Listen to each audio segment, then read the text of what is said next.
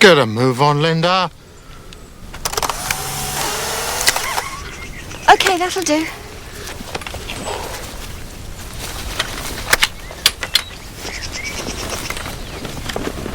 Did you bring the strong room receipt?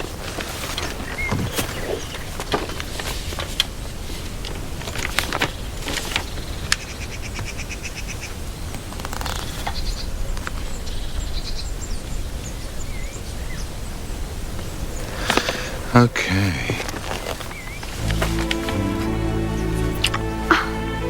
You better get back. Now, Tony, go.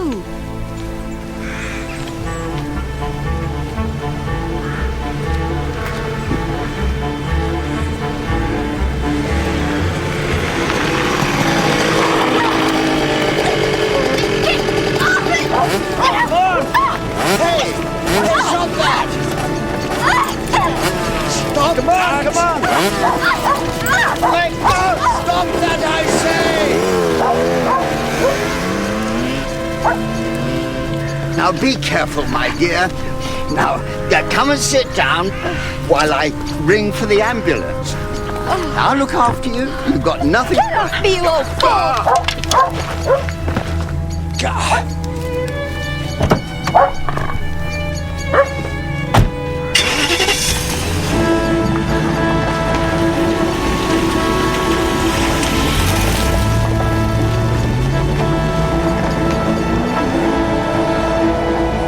Magnificent.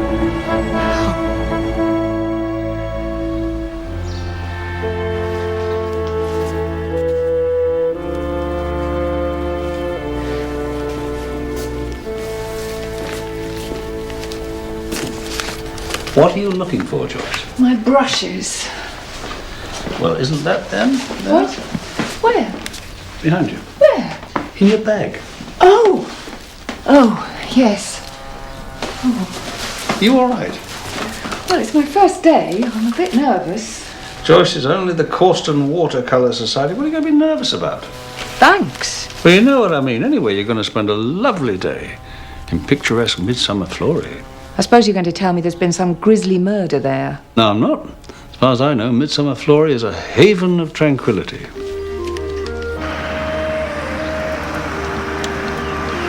Now then, everybody, this lovely lady is Joyce, our new member. So let's do all we can to make her feel welcome. And this is Midsomer Flory. Now, you're probably thinking, what is old Barrett Philby up to now? This gorgeous place has been painted and photographed to death. How on earth can we find a fresh way of looking at it? Well, that is the challenge, my lovelies. Coming up with your own unique interpretation. Mr. Pinkney. Now, find yourselves a spot, and I'll be round to have a word before you start. But surely you can see my position. Barnaby, isn't it? Oh, thank God. Perhaps now I can get some sense out of you. Major Teal. The golf club. You were a guest at the Jubilee dinner. Oh, yes. I remember that well. So, Major Teal, what can I do for you? Come in. Thank you. Thank you. Barrett, I thought I'd concentrate on one small area today, like over there, where my house is. You follow your instincts, Anne, my darling. Are we supposed to do a pencil sketch first? If that's what turns you on, Alan, old mate. Would a 2B pencil be suitable? We've decided to work in gouache today. Jolly good show, Mrs. B.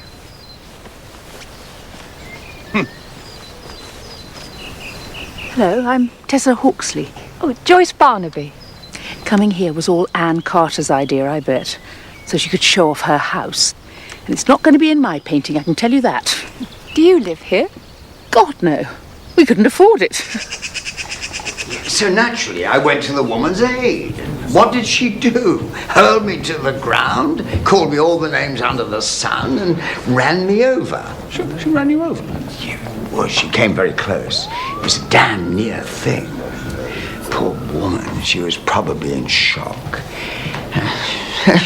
She was extraordinarily handsome, as it happens. Yeah, well, there seems to have been a spate of these bag snatchers in the Midsomer villages, Major Teal. In fact, we set up a special operation to deal with it. Oh, yeah. Operation Pond Life. In you go. And this is Sergeant Troy, who's in charge of Operation Pond Life. Major Teal, Sergeant Troy. Major Teal witnessed a bag snatching yesterday. Oh, sir, I've got lots of paperwork. Take a statement for me, please. Oh, but... Yeah, a detailed statement. Now, if you'll excuse me, Major Teal, I've got a business meeting to attend. Of course, yeah. Surely you're too young to be a sergeant. They're making my husband take early retirement, you see.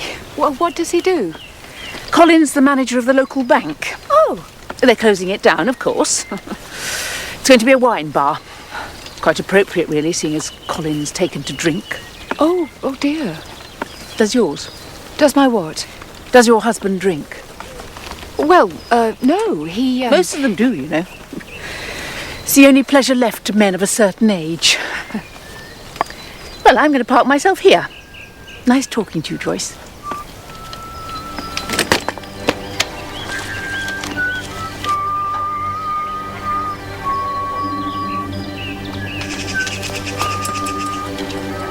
You can't go there. Oh, you made me jump. That's my place. Sorry? I've been working in this exact spot for 6 months. Well, I'll find somewhere else. Make sure it's well away from me. I don't want you breathing down my neck. Amateurs. What did Major Teal have to say then? Sounds like it was the same as the others. The scooter was stolen in Corston. 1 hour later, they grabbed this woman's bag in Midsomer Flooring. According to Teal, anyway. What do you mean, according to Teal? Well, the woman, whoever she was, hasn't reported the theft. Which seems pretty odd, considering she was also assaulted, according to Teal. You stop saying that. Did you get the woman's registration number? No. He was too busy lying in the middle of the road, admiring her ankles. Troy, I hope you are taking Operation Pond Life seriously. Sir, kids snatching handbags isn't really our job, is it? Oh, yes, it is. Street crime of this kind erodes people's confidence in us. So it is important. Sir.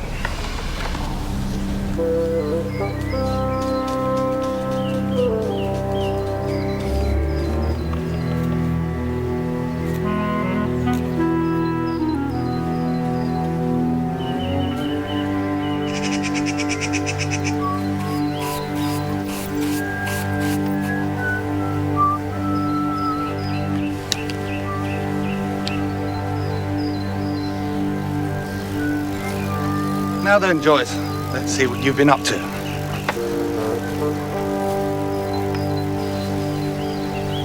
I can't get the proportions right. Oh, never mind that, my lovely. You've got to loosen up your drawing. Look. Hold the pencil near the end like this. Now relax your wrist. That's it. Let the pencil guide you, not the other way around.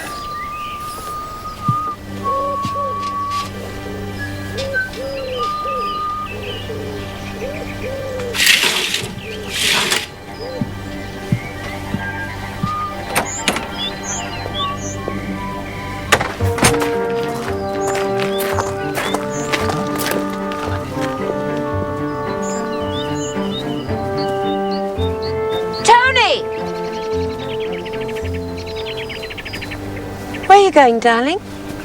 For a walk. A walk, darling? Where? Oh, nowhere in particular, sweetheart. I'm just going to stretch my legs. We'll be having lunch in the pub, Tony. Why not join us? Super. Can't wait. And what is that supposed to be? It's the house, darling. What do you think? What house? Try to be a bit more supportive, darling. I think Anne's making real progress. You think so, do you? What, Ellen Barrett? Yes. Well, I think she's definitely improving. He's a little ray of sunshine, isn't he? I'll see you in the pub. Yeah. Have a nice walk, darling. I will, sweetheart.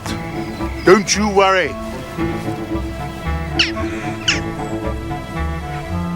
What?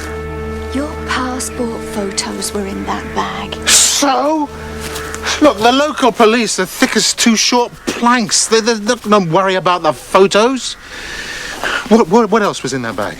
The camera and the binoculars and the strong room receipt. Well, the muggers, they're not going to worry about the receipt. They're going to keep the camera and the binoculars, then just chuck the bag away. Look, it might already have been handed in. You have got to report it. Are you sure? Yeah. Yes, I'm sure. Have you had that looked at? You'd better get back to domestic bliss before Anne sends out a search party.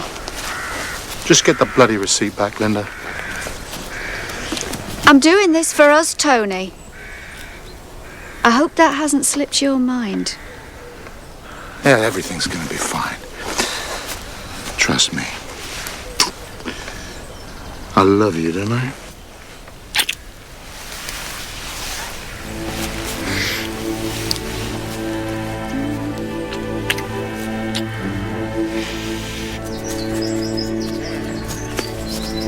Morning, Tony. A lovely day. If you say so.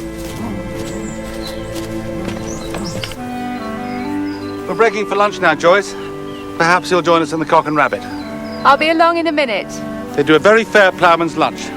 Lovely.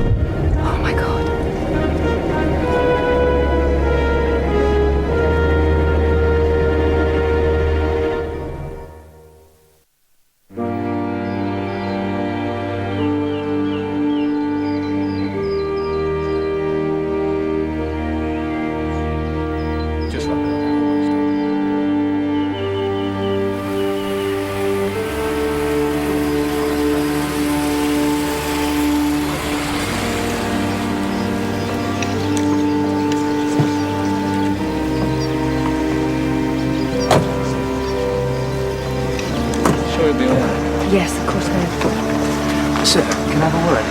Sorry, Mrs. Barnaby. Oh, go. You've both got work to do. I'll be fine. Don't worry, I'll look after her. Thank you. Already turned up someone with a record, sir. Who? Barrett Philby, the artist chap. Did 8 months, told me himself.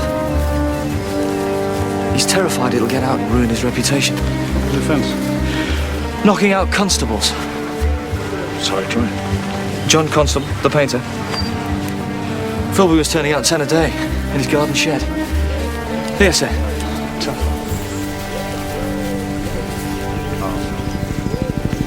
Tom. Only just noticed it. Looks like one of her brushes. Must have had it in her hand when she was attacked. Nylon, number 9. And, George? Stab wound in the back by the look of it, Tom. Shan't know any more till I get her on the slab. Well, let me know when you find anything.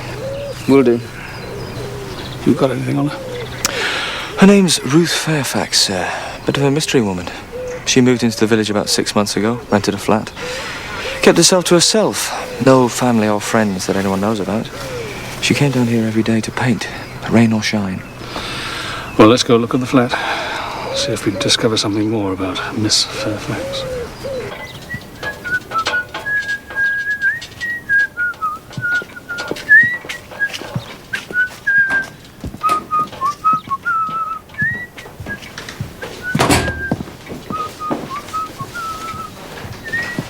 Poor old Ruth Fairfax, eh?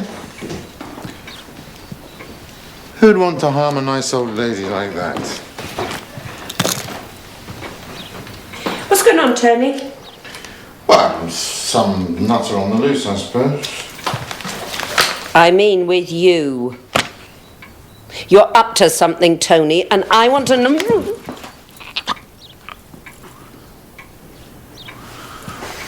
There's something I want to show you in the garden, dear. Don't ever discuss our private affairs in the house. You know what I think, Tony? I think you made it up about the house being bugged, so you don't have to tell me anything. Of course it's bugged. The police are watching us all the time. It's for our own safety, Tony. In case any of your old friends find out where we are. Oh, I've had 4 years of looking over my shoulder every minute of the day. It's just starting to get to me, that's all. Is there something you're not telling me? Like what? The past few weeks, you've been like a caged animal. You better not be planning to run out on me, Tony Carter. Well, why would I do that? I love you, don't I? Everything's gonna be fine. You just trust me, hmm?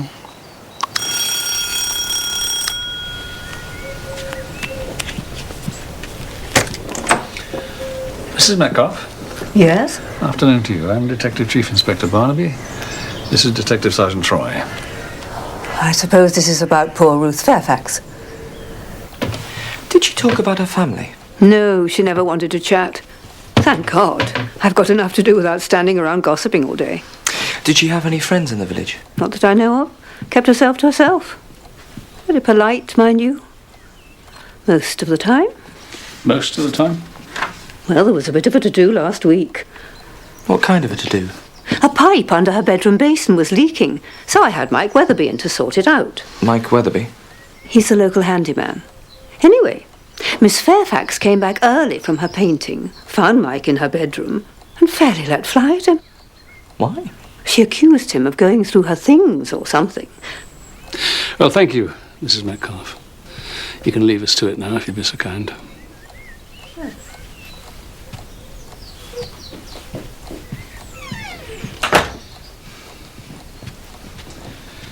No address book by the phone. No mail. No happy family snapshots. Just a load of pictures. All exactly the same. Not very good either, are they? Maybe the murderer was an art lover, sir. I'll check her bedroom. Sir.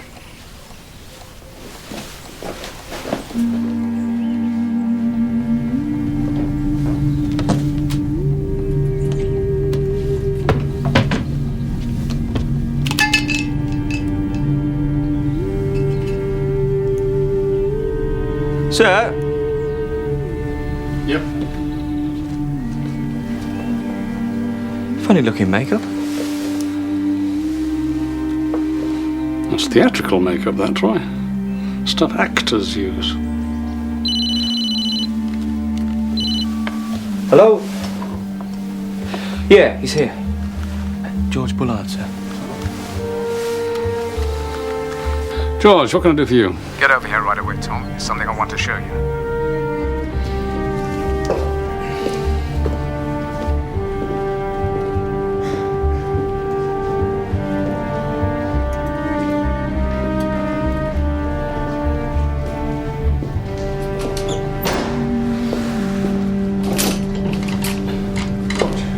Ah, good. What is it? Once you know, it's obvious. What do you mean, once you know? Observe.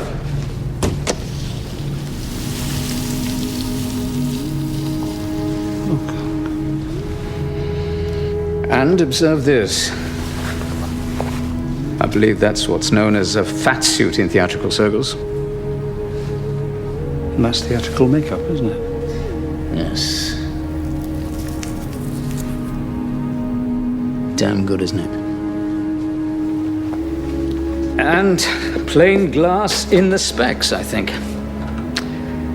So the deceased isn't a short, dumpy old lady who needs support socks.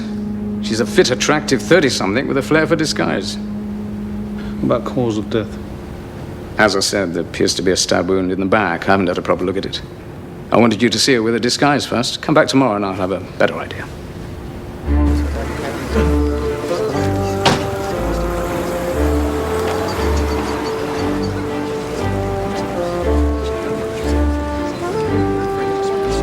Good work. Troy. I think we found the murder weapon, sir. The carpenter's chisel, covered in blood. Sharp too, by the look of it. Where did you find it? About 30 yards away in the bushes. Oh, that's good work. You get it down forensics right away. Anyone see anything? No, we've drawn a blank so far. 1 minute she was sitting at her easel painting away. The next, Mrs. Barnaby found her in the bushes. Where is Mrs. Barnaby? She's been taken home by one of the Watercolour Society people. And Mrs. Hawksley. Hey, listen to this. It seems that Ruth Fairfax was more of a mystery lady than we realized. How do you mean, sir? She was a young woman of 30, expertly disguised as someone twice her age. What?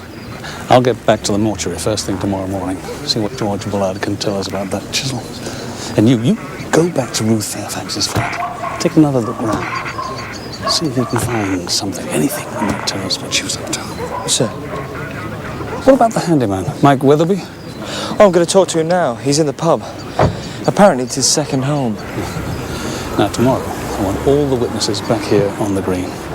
We'll reconstruct all their movements down to the last detail. Sir. Somebody must have seen something. Then Colin was moved to the branch in Midsomer Flory. Being sent to a backwater like that was a terrible blow to his pride. That's when the drinking started. By that time, the marriage was pretty well over already. Well, the more intimate side of it, if you get my meaning. Men of a certain age, well, alcohol just kills that off. Oh, good. There's Tom. Joyce, you all right? I'm fine, sure. Mrs. Hawksley's been marvellous. There's some tea in the pot if you'd like some. Oh, good God, no. I need a drink. Anyone join me? It's far too early for me. Tessa's husband is the manager of the Shire's Bank at Midsomer Flory. Really? Not for much longer. It's being turned into a wine bar called the Overdraft. I suppose that passes for humour in the catering business. We're asking you back to the scene of the crime tomorrow, Mrs. Hawksley. Just to double-check the sequence of events. Oh, that's all right. We'll be back there anyway, painting away. We're doing it for charity, so Barrett Philby wants us to soldier on. Well, we'll try to take up not too much of your time. Oh. Colin's volunteered to do the auction. I'm dreading it. He'll get tight and make an ass of himself, as usual. Well, nice to have met you, Chief Inspector, despite the circumstances. And you. Thank you for looking after Joyce. Oh.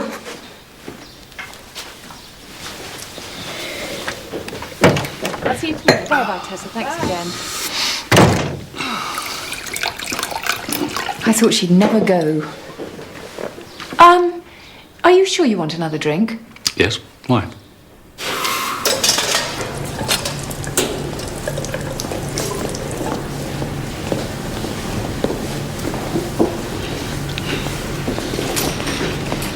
George.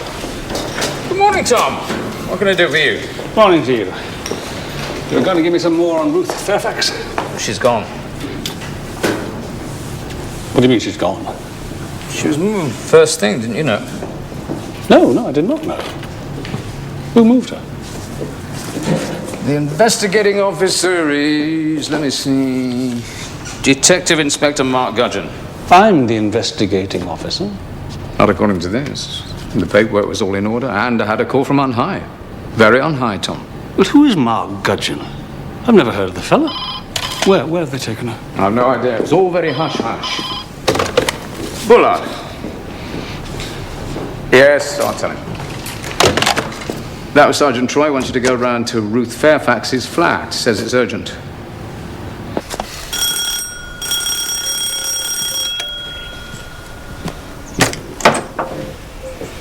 Sir, you're not going to believe this. And the bedroom? The same, sir.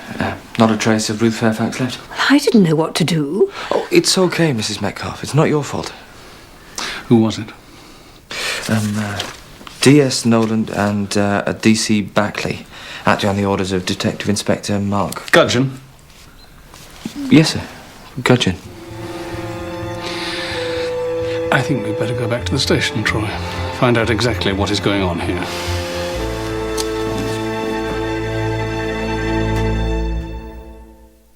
And stop worrying about getting every flipping detail right, because you're going to load up your brushes with tons of gorgeous colour and start laying down big, bold washes. Good morning. I'm Detective Sergeant Noland. This is Detective Constable Backley. May we have your attention, please?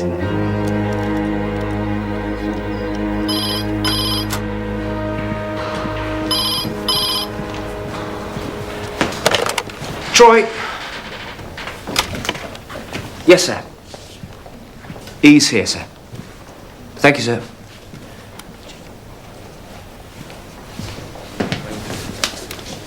Barnaby speaking. Yes, sir.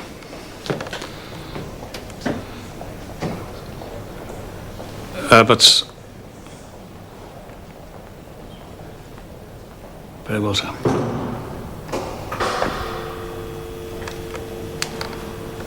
What did he say? I am no longer in charge of the investigation into Ruth Fairfax's murder, Troy. Why not? The fact that my wife is a possible witness might, compromise me. Well, he's got a point there. Well, not that you would allow it to, of course, sir. I'm being replaced by a Detective Inspector Mark Gudgeon. Gudgeon, he's the bloke who... Yes, he is. He's the head of a special team from the National Intelligence Squad. The National Intelligence Squad? Really? Yes, really. So what do we do now? Well, you still on the case, Troy. You have to report to a Detective Sergeant Noland, Midsomer Florey. You mean I'm working with the NIS? Well, you'll be liaising with them, yeah. Of course, I'd much rather be working with you, sir. Don't worry, Troy. It's a great opportunity. Make the most of it. Thank you. Come in. Hello. I'm looking for Sergeant Troy. Oh, that's me. I'd like to report a bag snatching. Well, the thing is, I suppose I ought to be getting back to Midsomer Florey, sir, to liaise. Yes, so you should, Troy. You go and liaise.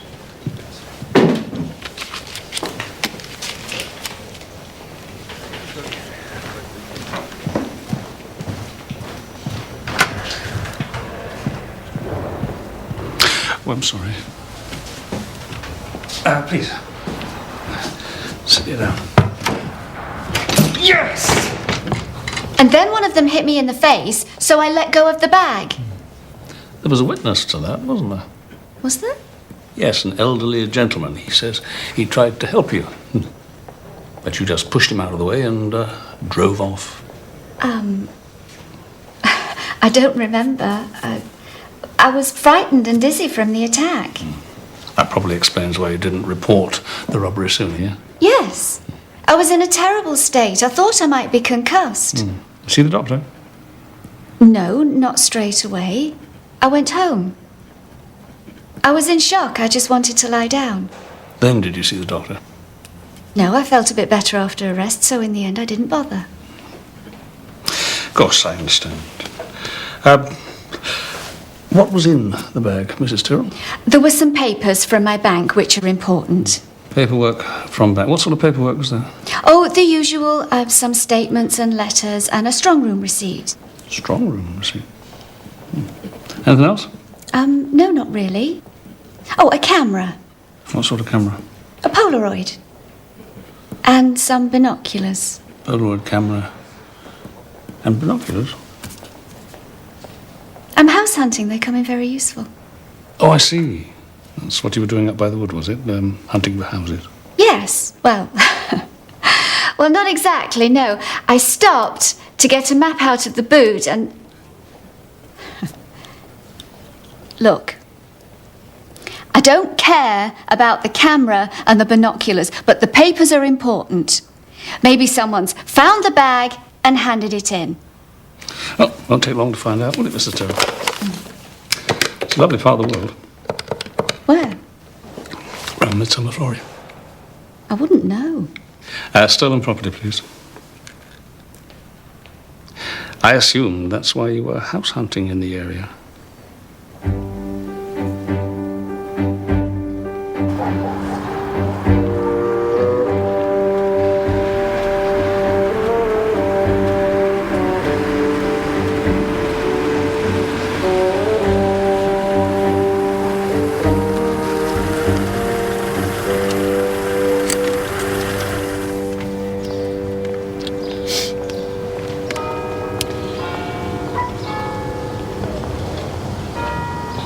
Colin, are you going to get out of the car? It's this, damn flu.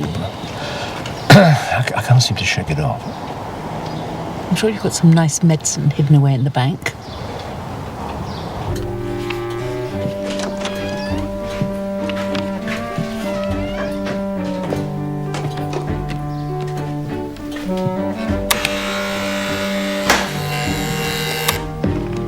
Good morning, Mr. Hawksley. Good morning.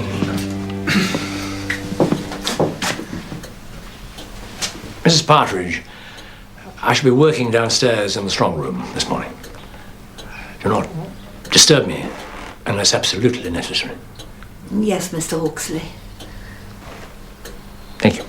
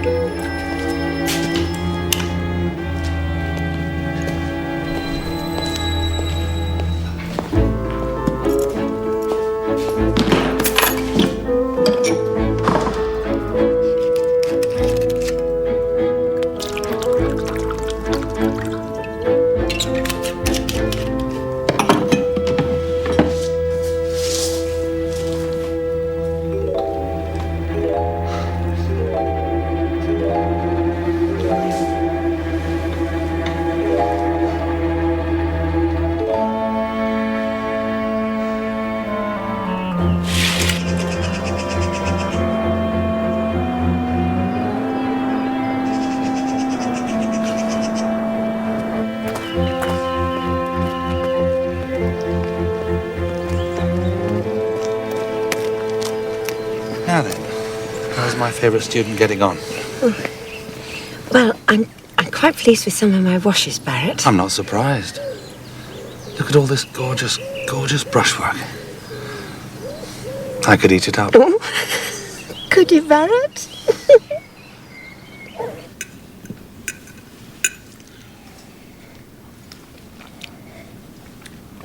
So tell me, what's this D.I. Mark Gudgeon like?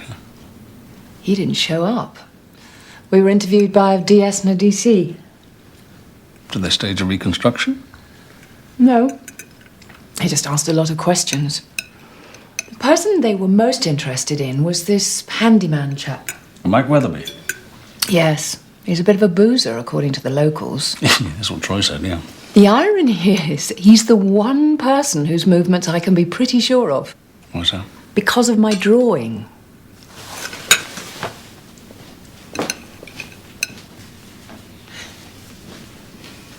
Here. That's Mike Weatherby, working on the Carter's house. Was he there all morning? Yes? And you were doing this right up to the time you found Ruth Fairfax? Yeah. The last thing I did was draw the hands on the clock. Look, it says 20 to 1, and I checked with my watch. That's hardly enough time for Mike Weatherby to get across the green, kill her, and then get back up his ladder, is it? You told him this? Yes, but I'd left the drawing here. Well, you take it in tomorrow. Show them. And, Joyce, you keep your eyes open. Tell me what's going on. I hope you're not going to interfere, Tom. Interfere? Of course I'm not going to interfere.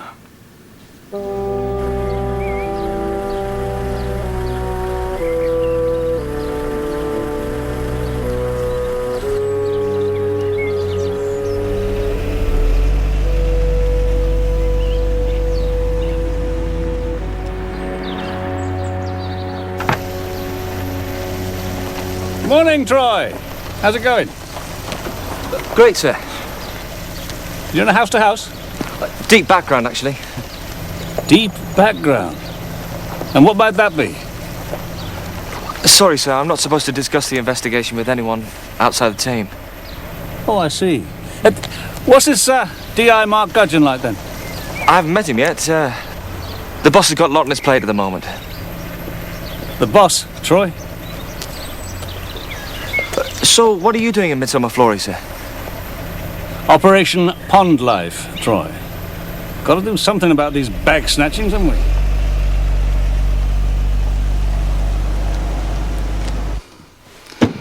Just wanted to make sure we hadn't missed anything, you know.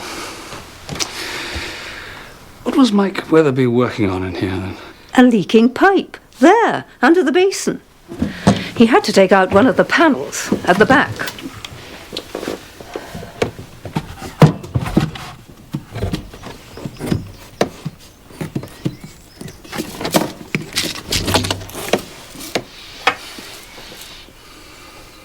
Antibiotics belonging to Angela Browning. Does that name mean anything to you? No, not a thing. So these were prescribed 10 days ago. Did Ruth Fairfax have any visitors recently? No, not recently. Not ever, in fact. You sure? Quite sure. If she'd had visitors, I would have known about it, believe me.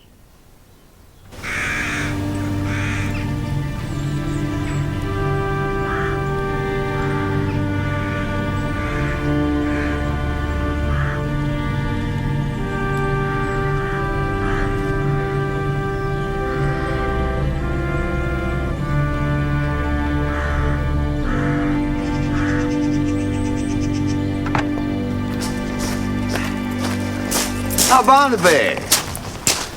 Major Teal. The very man. Could you spare me a minute, please? Of course. Anything to help clear up this horrible murder. It's about the mugging you witnessed, actually. The victim reported it yesterday. Yeah, blonde, good-looking, rather fine ankles. Could you tell me, please, exactly where did the mugging take place? She was parked in Leverett's Lane, up behind the wood. Drive through the village and turn right, or take the footpath across the green. It's a pleasant walk.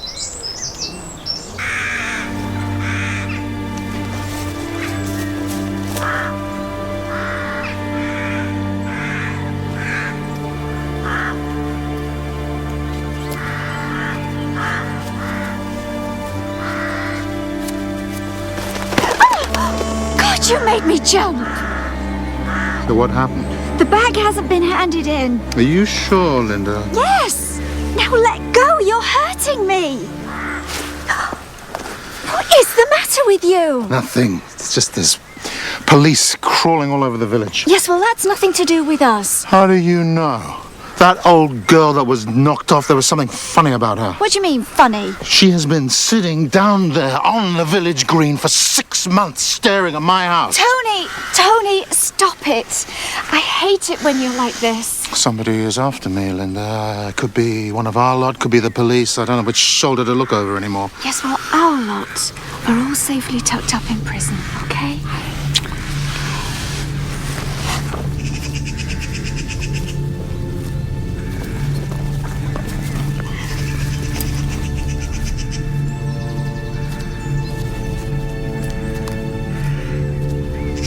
That's him.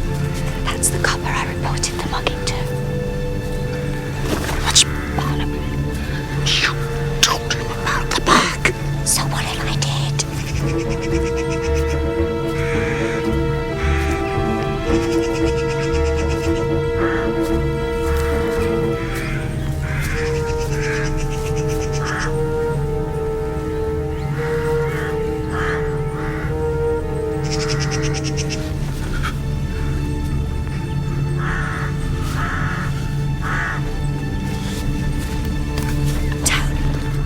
Tony, what are you doing?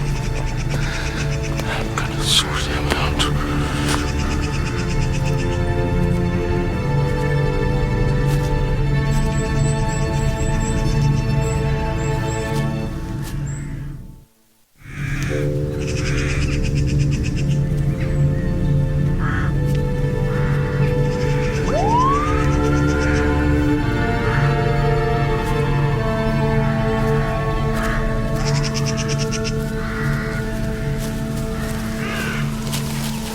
Are you out of your mind?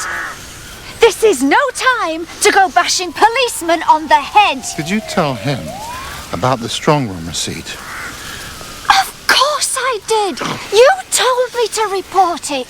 Not to him. He is a chief inspector. And now you've got him sniffing around us. Tony, that receipt belongs to my husband. Hmm? Someone hands it in. The police have got to give it to me. Well, I better turn up soon because I am that close. That close to losing it. What's going on? Huh? I don't know what it's all about. I'm just a painter and decorator. Oh, yes, they charged him with murder, all right. I heard them caution him. Why Weatherby? Stabbed her in the back with a chisel. Well, I'm very surprised. So am I.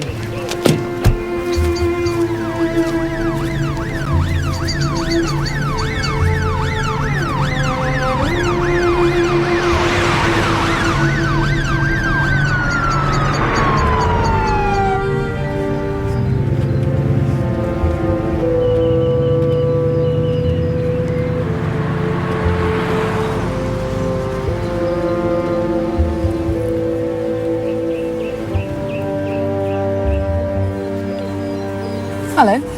You missed all the excitement. They've arrested Mike Weatherby. Yeah, I know. So I'm being driven away. You shown anyone your drawing? Yes, first thing this morning. The detective constable. What did he say? He said he'd get back to me when he had a window. A window. Whatever that means. Means he's not interested. Troy here. I think I saw him going to the pub. Same old story here. Every day. They didn't hope, I suppose. Barnaby, hey. Yeah.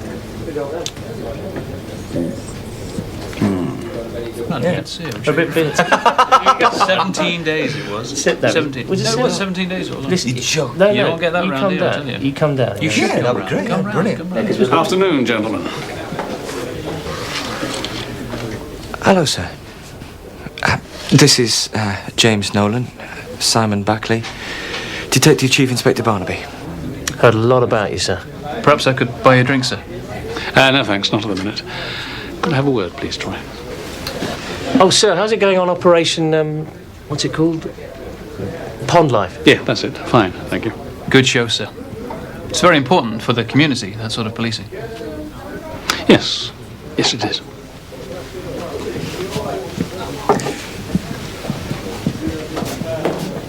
But Joyce was watching Weatherby all the morning. She's even got a drawing of him working on the Carter's house with the clock showing 20 to 1. Sir, the murder weapon belongs to Weatherby. He admitted it. And his prints are all over it. Well, they would be if it's his, wouldn't they? Someone could have stolen the chisel from his van. He's a binge drinker who goes looking for trouble when he's drunk. He spent so many nights in Corston, Nick. They've named a cell after him. His drunken scuffles outside the pub at closing time. It's a bit different from killing someone with a chisel in broad daylight, isn't it? And he had that big bust-up with Ruth Fairfax. Apparently he's been sounding off in the pub about getting even with her. In the pub's just pub gossip, isn't it? Please, sir, I'm not supposed to discuss it with anyone. Yeah, all right. I've said my piece. Joyce, show Troy your drawing.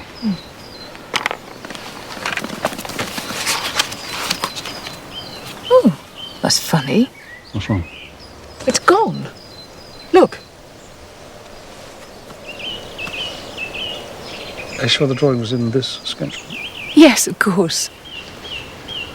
Sorry, I've got a dash. Thank you anyway, Mrs. Barnaby. Did you tell anyone else about the drawing, apart from the police? I might have told the others. What others? The Watercolour Society.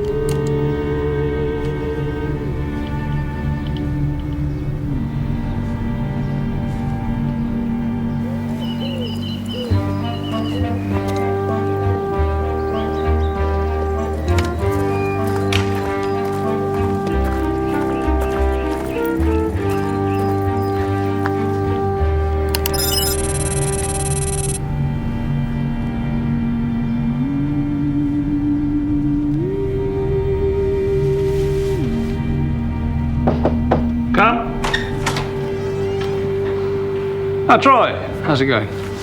Making good progress. Nolan and Backley are interviewing Mike Weatherby. They're going to let me sit in later. Lucky you. How about Detective Inspector Mark Gudgeon? You met him yet? Oh, not yet, sir. He's sort of overseeing the whole operation. It's very complex. Oh, it must be. Oh, this is just in, sir. Sure. Some kids stole a scooter in Corston this morning and crashed it.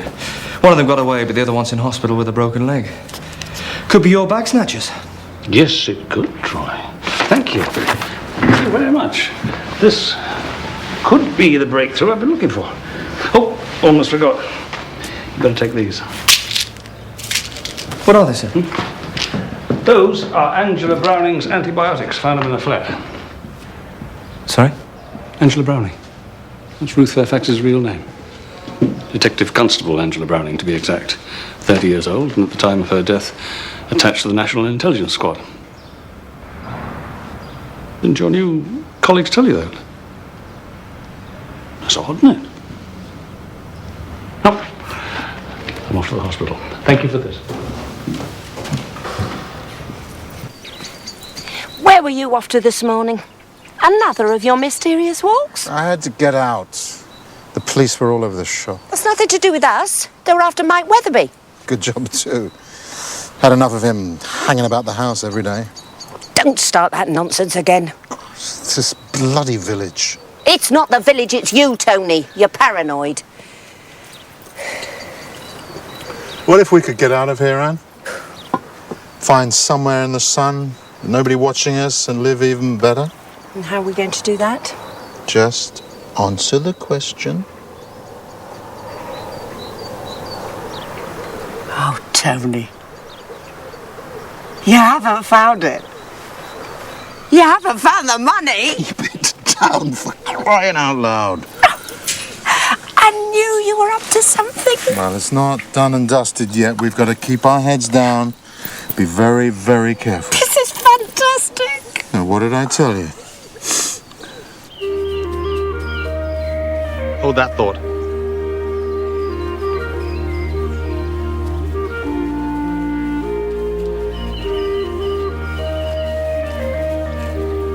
Great.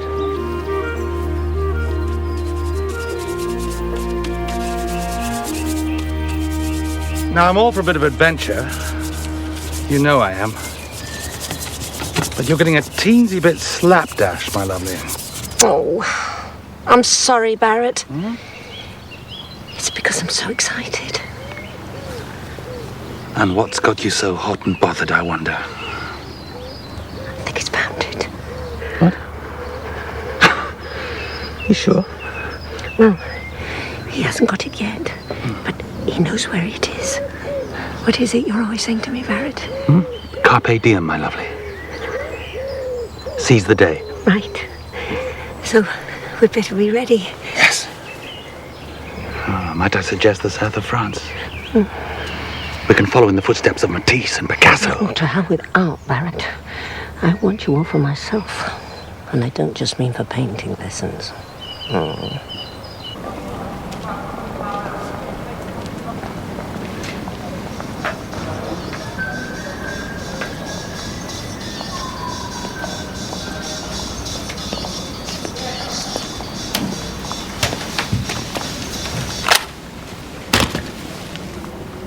Who are you? I'm Detective Chief Inspector Barnaby, Jason. I didn't know the bike was stolen. Oh, come on, Jason. I'm not here about a stolen scooter. You're not? No, I'm not. When you snatched that bag from that woman in that lane, you made a big mistake, Jason. Because you hit her. And that puts you in a different league. That is robbery with violence. You've never been to prison, have you, Jason? Richie hit her, not me. She wouldn't let go of the bag, so he whacked her. Thank you, Jason. That's very helpful. I didn't hit her. There's one more thing you can do for me. That bag you stole.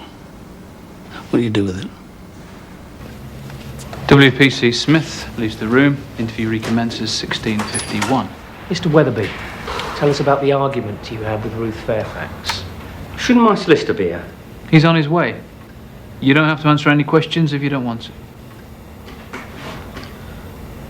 Look, Mrs. Metcalfe let me in the flat to repair a pipe in the bedroom. Then Ruth Fairfax turns up and starts shouting the odds. What did she say exactly? She accused me of being a thief. Bloody cheek of the woman. She upset you? Too right she did. You were drinking in the Cock and Rabbit that night. Witnesses heard you talking about how you were going to put Ruth Fairfax right. What did you mean by that? Well, I reckon she owed me an apology. That's what I meant. I've been called lots of things, but I'm not a thief and I'm not a bloody murderer neither. Mike, how long have you been working at the Carter's house?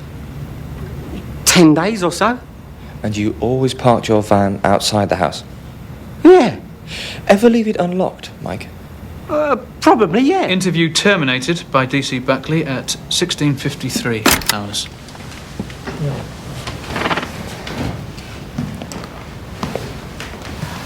What are you playing at? I'm worried about the chisel. You left the van unlocked. Somebody could have You're here as an observer, Sergeant. I will not have you undermining a carefully planned interview. Now get out! Please.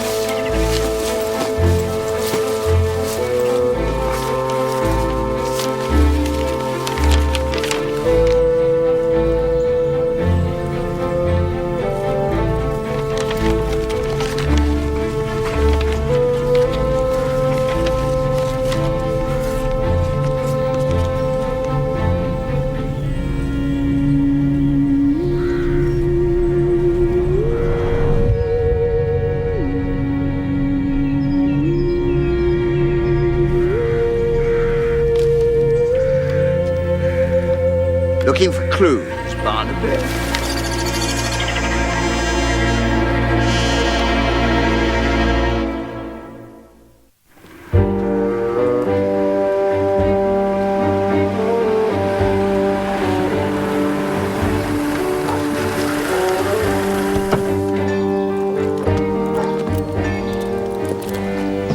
This document has the name of this branch on it, Mr. Hawksley.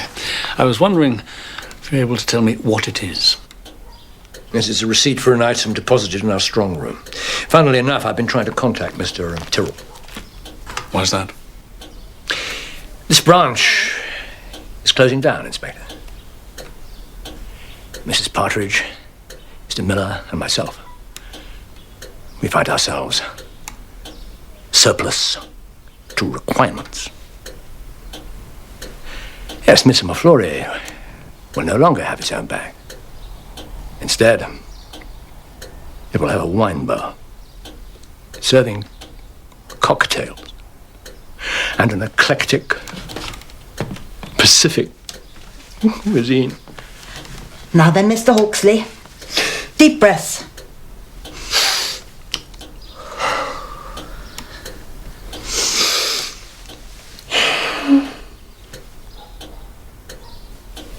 Thank you, Mrs. Partridge, thank you.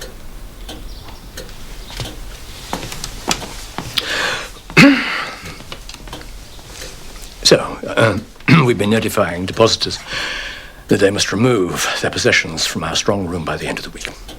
And Mr. Tyrrell hasn't responded? No, he hasn't.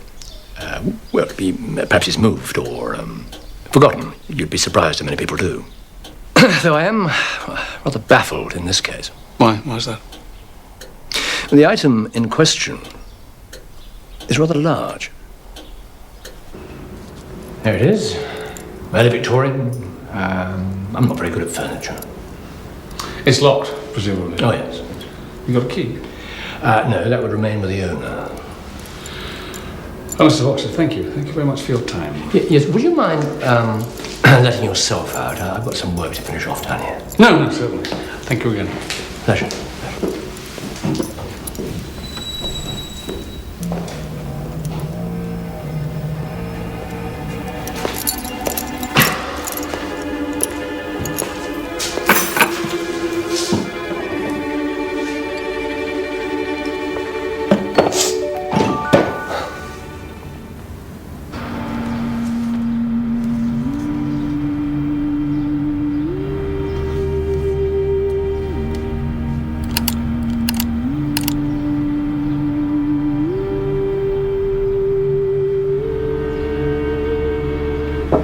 Inspector Barnaby? Come in. Mrs. Tyrrell, thank you for dropping by. Take a seat. I think we've recovered your bag. Thank God!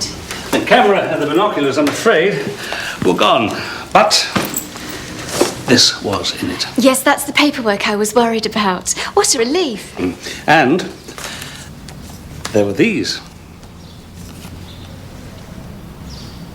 They were in my bag? Yes, they were, Mrs. Tyrrell. Well, they're not mine. Are you sure? After all, you did have a Polaroid camera. I've never seen that man before in my life. Well, his name is Tony Carter. It's quite a coincidence, really. What is? Well, Tony Carter lives in Midsomer Fleury, where you were mugged.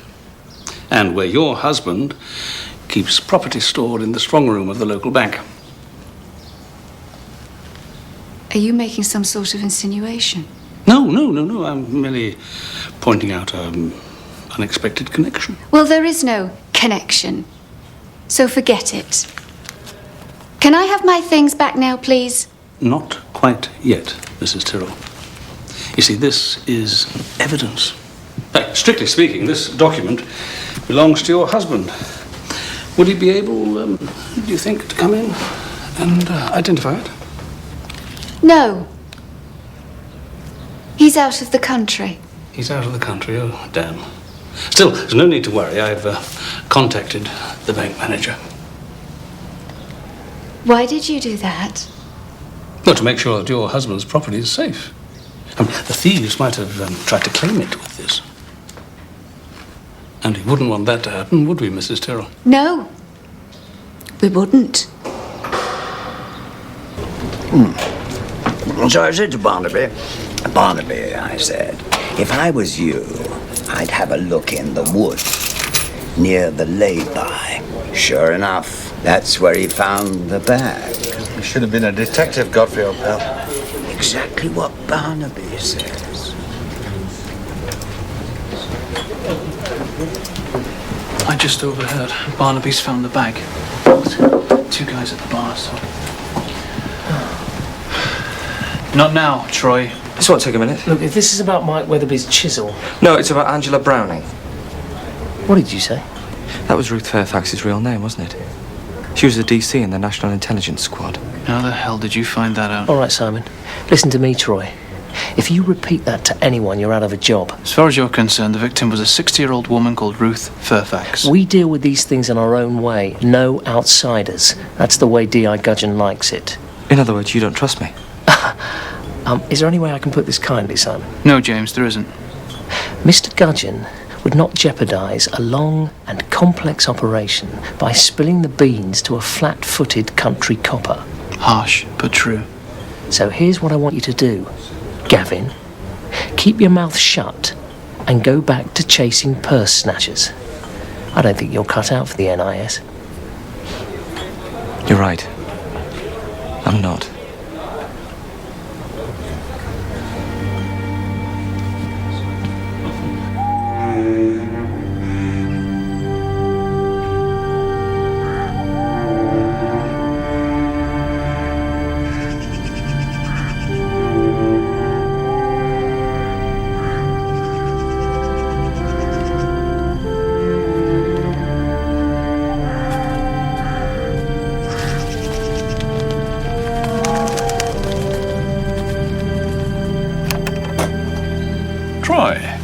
Sorry to bother you, sir. Have you got a moment? Of course I have. Come in. Thanks.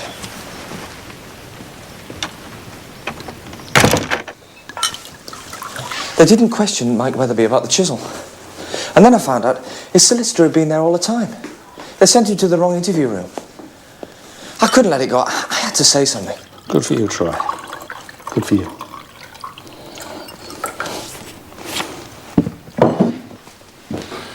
This face ring a bell? It's Tony Carter. Actually, it used to be Tony Mayhew. Used to be? Yeah, before he entered the witness protection scheme. Do you remember the Rugley Edge job? Massive robbery, Heathrow, 5 years ago. Yeah, they got away with 20 million in cash. Yeah. Well, that was Carter and his friends. Carter was arrested, but he made a deal. He gave evidence against his accomplices, and in return he got himself a new name and new life. In Midsomer Flory. In Midsomer Flory. Which brings us very neatly into the bag snatching in Leverett's Lane. What's that got to do with it? Carter's right-hand man, partner in crime and long-time friend, was one Keith Tyrrell. The woman who was robbed, her name is Linda Tyrrell. It's Keith Tyrrell's wife. And these photos were in her bag? Passport photographs, I'd guess.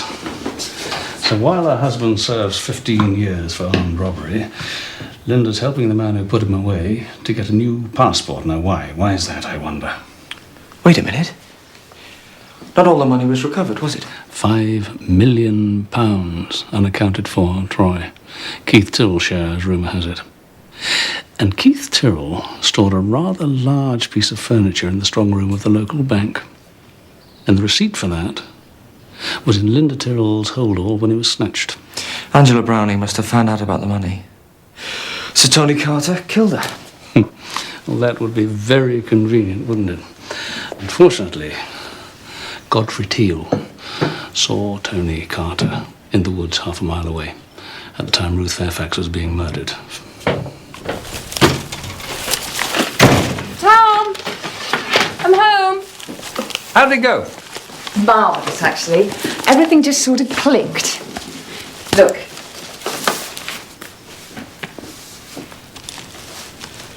It's very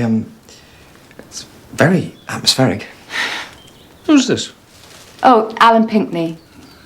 Why has he got huge whiskers growing out of his ears? They're paintbrushes.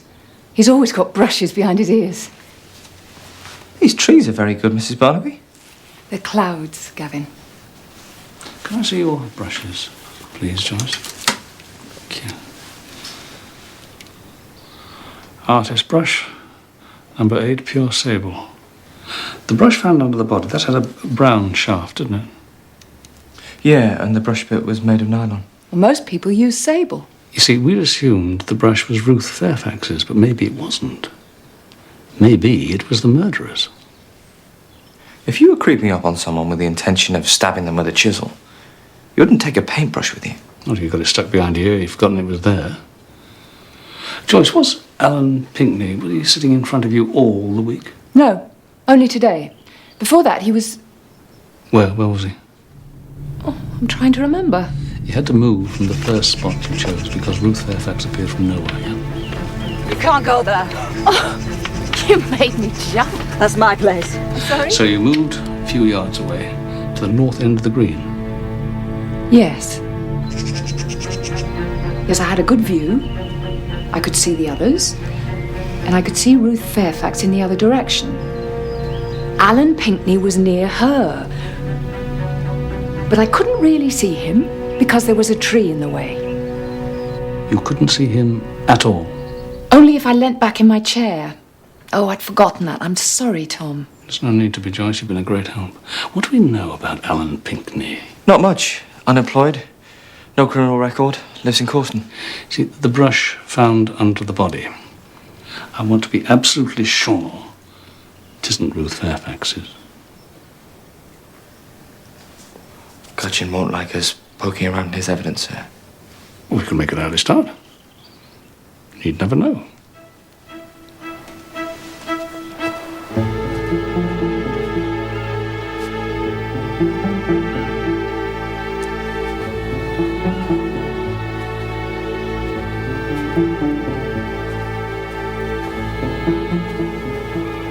Anne!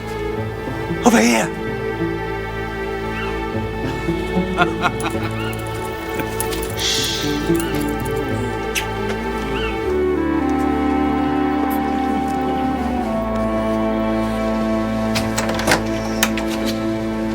What about the money? The money is going nowhere as long as I've got the strong room receipt. It's good to be back to normal, sir. I'm sorry about the last few days. You've got nothing to be sorry for, Troy. See you first thing. Sure.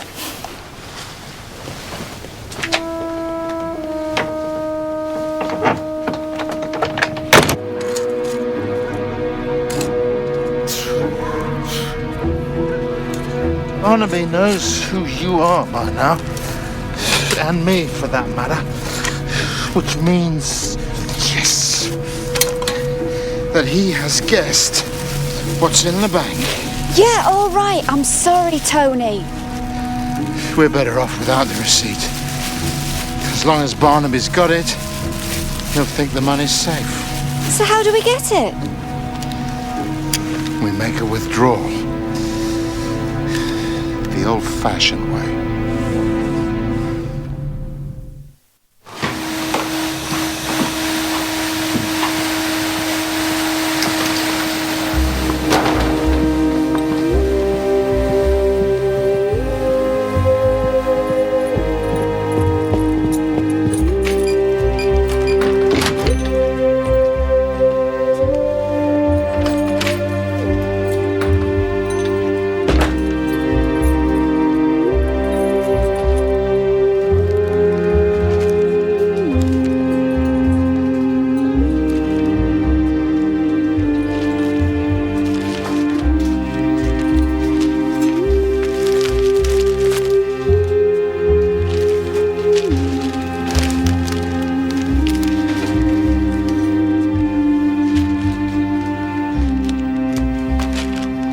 Hero painting, sir. I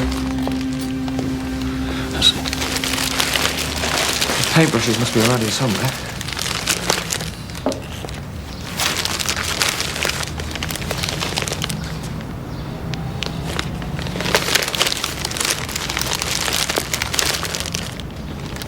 It looks like Tony Carter was signalling to Linda Tyrrell up there in the woods. Looks like it was based on whether the curtains were open or closed. Angela Browning must have worked it out. Here they are. Black shafts, pure sable. Except this one. Just shoved in with the rest of them. It's typical of the way this investigation is being run. The NIS, they're supposed to be the elite. But it's just a shambles. Well, that's what you get when your boss is never about, isn't it? Yes. Famous D.I. Gudgeon. I still haven't met the bloke. He's always in a meeting. I'll take this to forensics, see if I can get Alan Pinckney's fingerprints. Sir? Yeah, you get it to forensics. Let's go and have a chat with Alan Pinckney.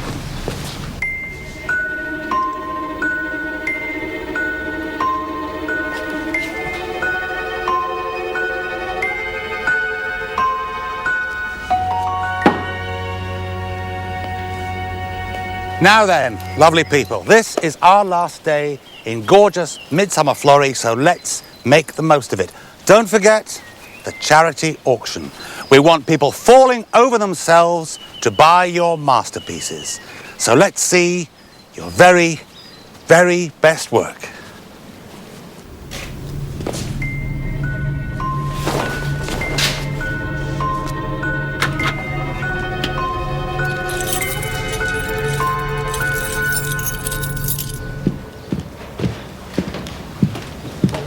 We'll just get down there as soon as we can.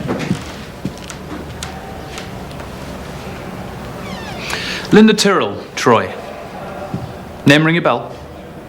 Linda Tyrrell, Come on, Troy. Her bag was snatched near Midsomer Flory. We believe the bag's been found. Linda Tyrrell is ring-fenced, Troy. Ring-fenced? Meaning she is the subject of an NIS investigation. Anything to do with her comes straight back to us. There was a document found in that bag. I'm asking you to hand it over. A document? You mean like a piece of paper? Don't annoy me, Troy! Sorry, but you have to spell these things out for us country coppers.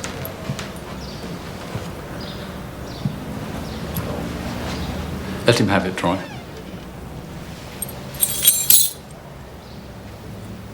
Really, sir? That's more like it. I don't believe I invited you to sit in my seat, Sergeant.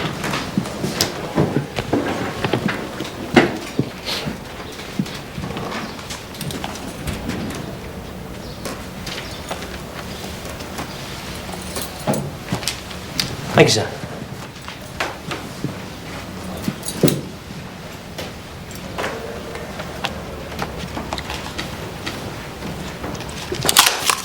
Excuse me.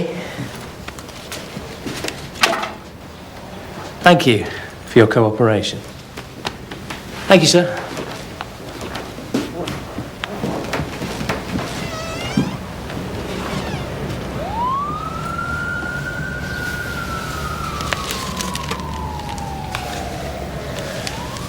I thought you were going after Alan Pinckney, sir. I heard those two were looking for me. I guess they wanted the strong room receipt. Why? Remember you saying earlier that this investigation was a shambles? Well, it is. Well, maybe that's the way Gudgeon wants it. Not with you, sir. Policemen like money too, Troy. And now, bank opens in half an hour. I'll go straight there. You take that brush to the lab and track down Pinckney. Shall I arrest him, sir? No, not yet. Try and get a look at his brushes. See if they're like that one. And then just have to wait for the lab results. You've got to get this right, Troy. We'll end up directing traffic.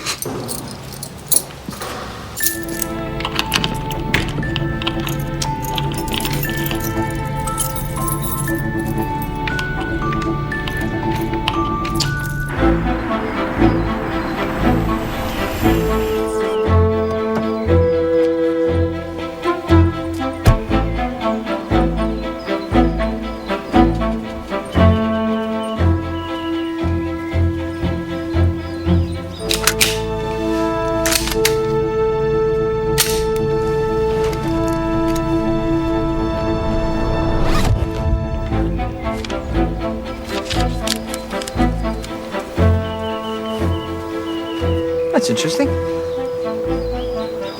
You think so? Yeah.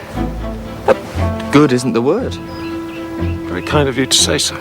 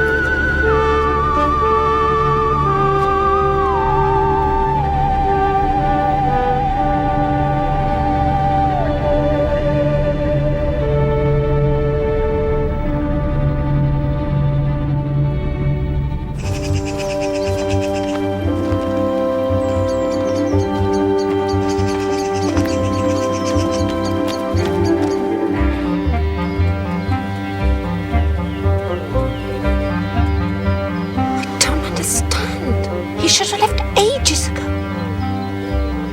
He's up to something. I'm going to have a look.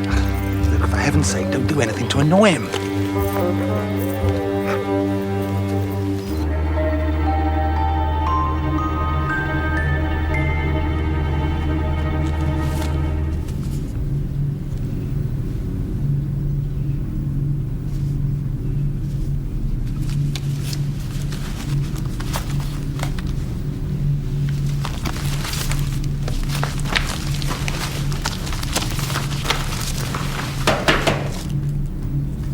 Mr. Hawksley, it's Chief Inspector Barnaby to see you.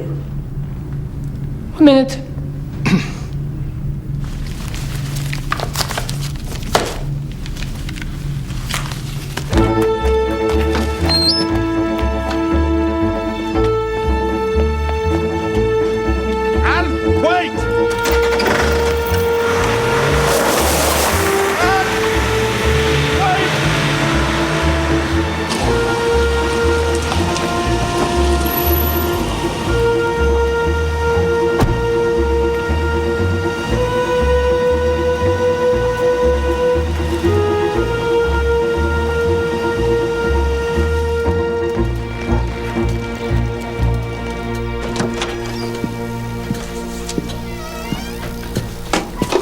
Can I help you, sir? I hope so. For your sake.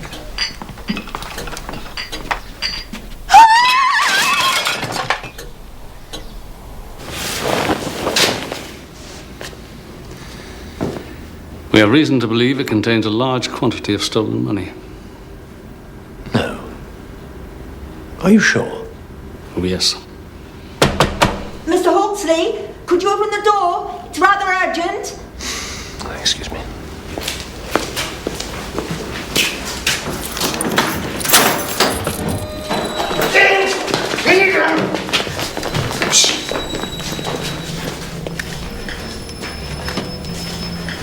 Sorry, Mr. Hawksley. Nobody talks except me.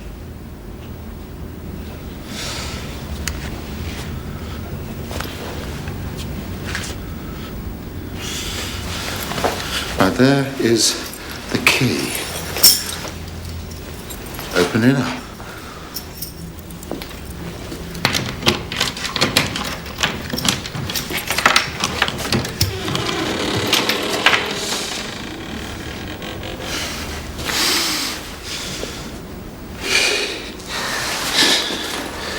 Bin bags, in there. You take them out, take the money, and fill up the bin bags. Couldn't be easier.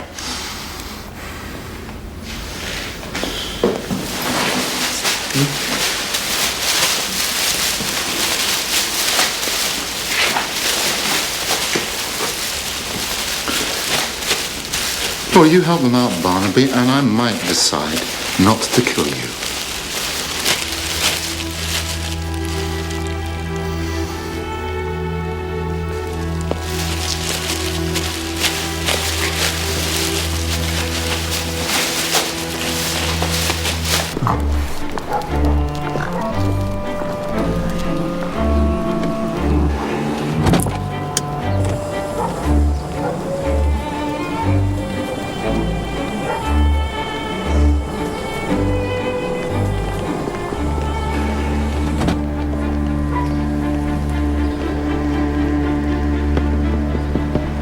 morning, dear lady. I thought the car looked familiar, even though I last saw it from a prone position. What do you want? Don't you recognize me?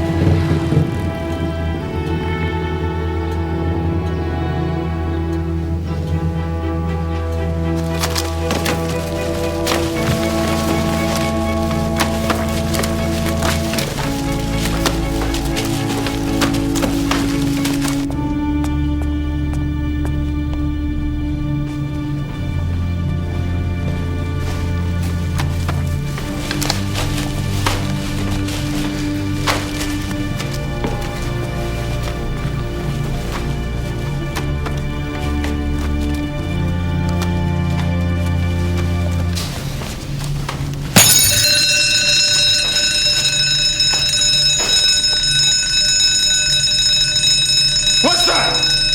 The fire alarm. The fire brigade will come if we don't turn it off. Shall I do it for you? The switch is just outside the door. Stay where you are. I'll do it. Keep working.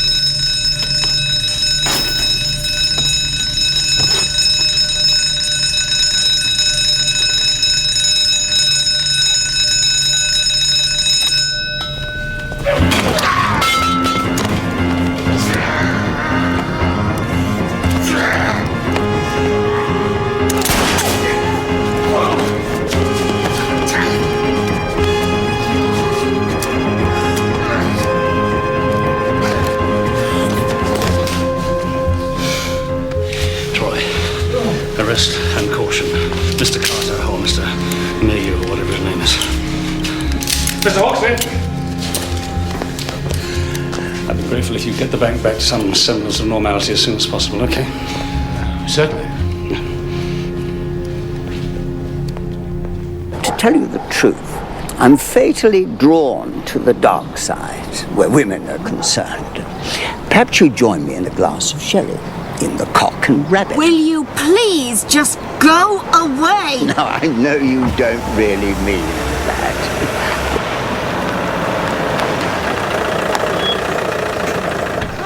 Dear Mrs. Carter, what a lovely surprise. Midsomer Fleury is crawling with beautiful women today. Godfrey, have you seen my husband? I believe I saw him popping into the bank. It's too late for him to open an account, you know. The bank's closing.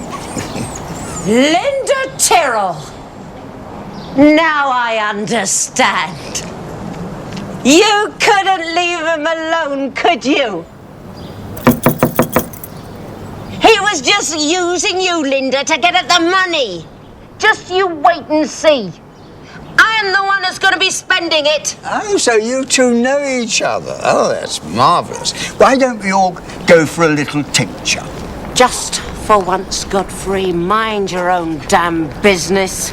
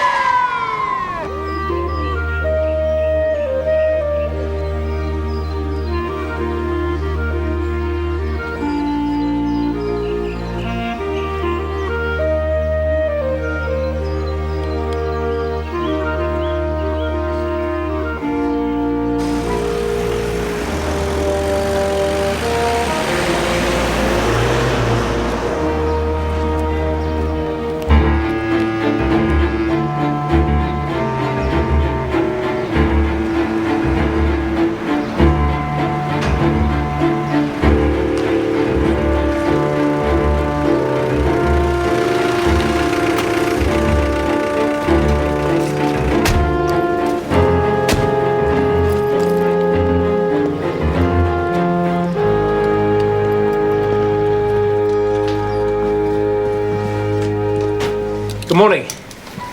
I'd like to withdraw some property From your strong room. Thank you, Mrs. Partridge. I'll deal with this.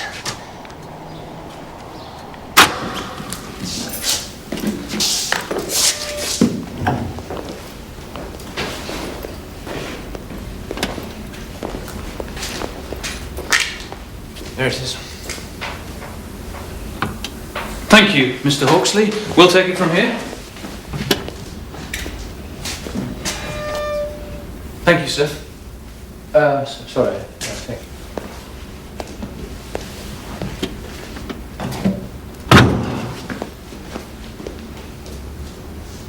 £5 mil, James.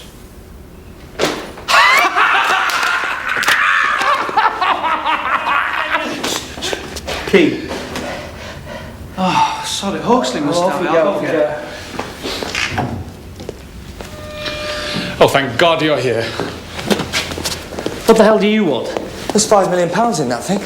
The unrecovered proceeds of an armed robbery in there. We are aware of that. That's why we're here, to recover it. Well, that's a terrific relief. As you can imagine, we're not used to dealing with such vast sums hereabouts.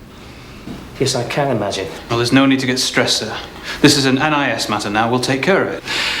Hey, you better have the keys. There you go. Oh, thank you. Kindly, sir.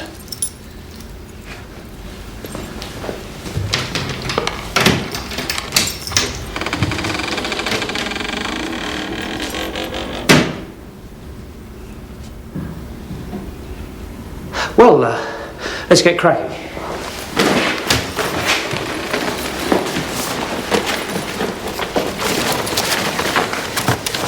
Oh, thank you, Inspector. We shan't be needing you.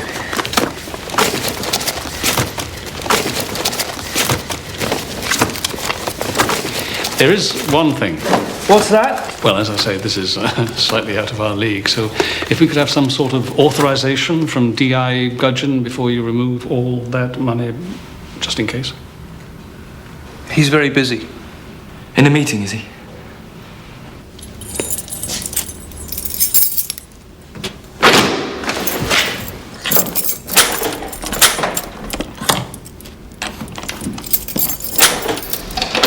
What was that?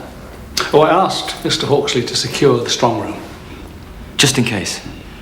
Someone tried to steal the money at gunpoint half an hour ago. You mean we're locked in? Oh, don't worry. There's enough oxygen to last 24 hours. Mr. Hawksley will unlock the door when your D.I. Gudgeon shows up.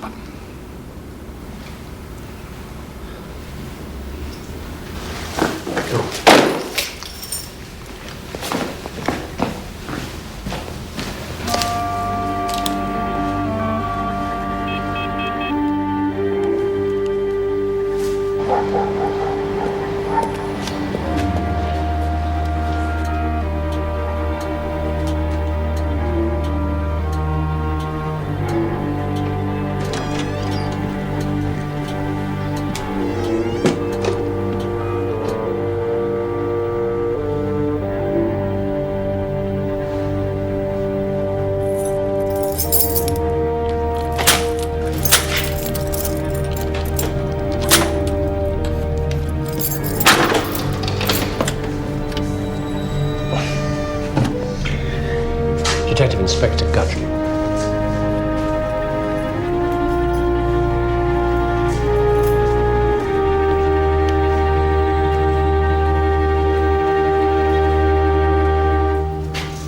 What's the problem?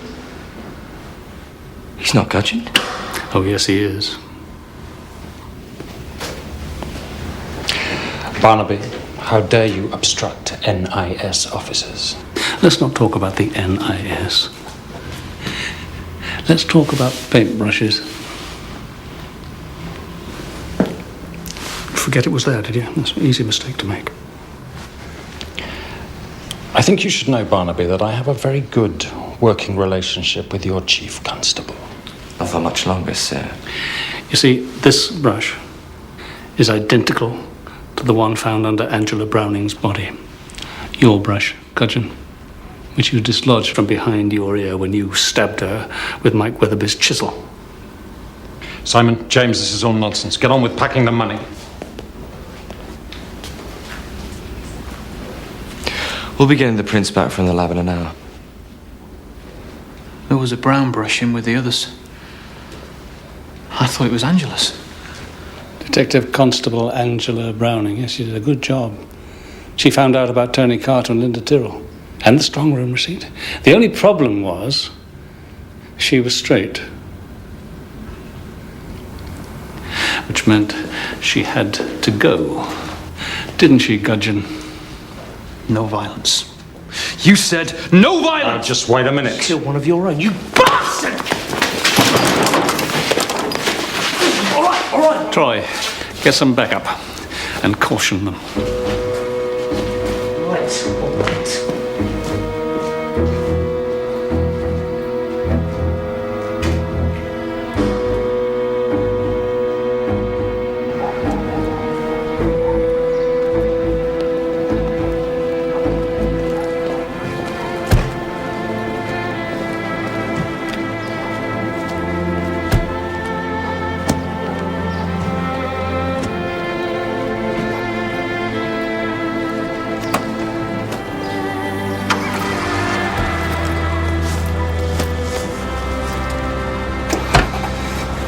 How did you know Pinkney was Gudgeon, sir? Well, I'd assumed that Pinkney was working with Gudgeon. But then why would Gudgeon trust a civilian non-entity like Pinkney? It only made sense if they were one and the same person. Flat-footed country coppers, indeed. I wish every arrest was as enjoyable as this, sir. Hello? Colin? Hello, Barrett. I was wondering, do you know where Ann Carter is? Went off to the police station with her husband. Oh. Turns out he was a bank robber called Tony Mayhew. Did you know that? No, I didn't. Thanks. £5 million in cash. I've been sitting inches away from £5 million in cash for 4 years. You've no idea what it's like to be so close to so much money. Actually, I have.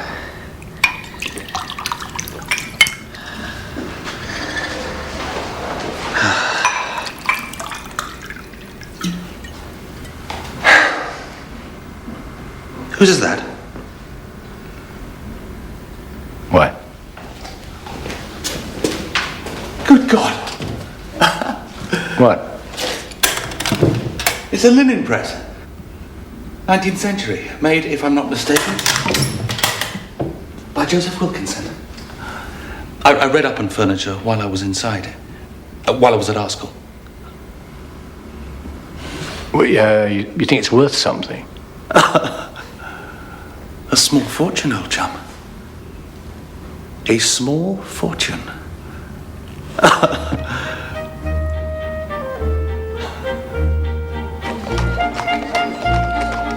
I've bid £20 for this delightful study of N. cottages.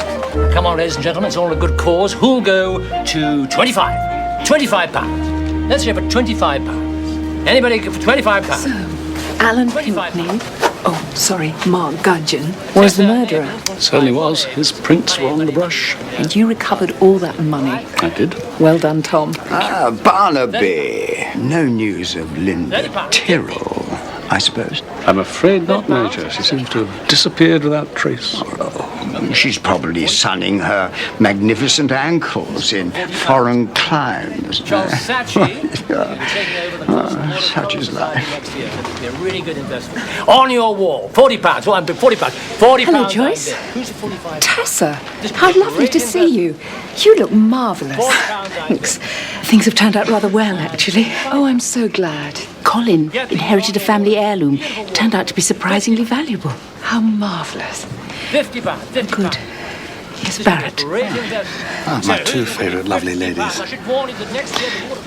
Will you excuse me, Joyce, if I steal Tessa away? We have to discuss the Society's plans for next year. Sold to you, Vicar. Right. Lot 17. Impressions of Oh, the next painting's mine. by Joyce Barnaby. What if no one makes a bid? Well, who'll start me on £20? £20! Come on. £20. Well, £10 then. Come on, ladies and gentlemen. Thank you, Inspector Barnaby. Right, who'll get a 15? £15. £100. £100 I'm bid. Well done, Major Teal. That's more like it. Now, who'll go to £150? Someone, surely. Come on, £150. Someone.